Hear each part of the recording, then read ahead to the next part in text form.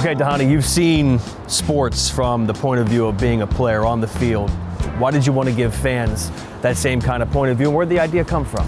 Every fan wants to be closer to the game, and as a player on the field, you think about your perspective. I mean, you're moving at the speed of the game as fast as possible, and you know what it's like up close and personal, and the fans, they always want to be as close as possible. So the idea originated from the fact that my perspective, I want the fans to have the same. So you had the idea. How did you take the idea and start to make it to action? You know, first you got to get a lot of people to believe in your idea. And a lot of times I have these ideas that kind of come into my head, and I think about them, and I believe in them.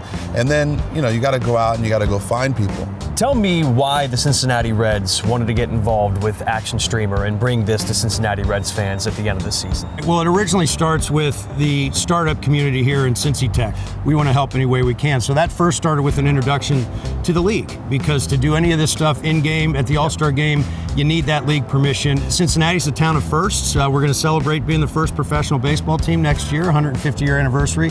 So it was very cool that the league's allowing us to try this here in Cincinnati, and with a Cincinnati startup, it seemed fitting.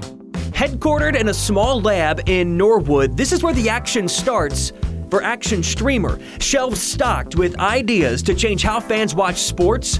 The developer says the actual wireless camera is pretty simple, but the real technology is making these cameras live stream ready in a stadium with thousands of people. Would you have felt comfortable wearing it on the field? Load me up. Put cameras on my forehead, on my body, all over the place. I want people to experience what I go through on a day in and day out basis on the field.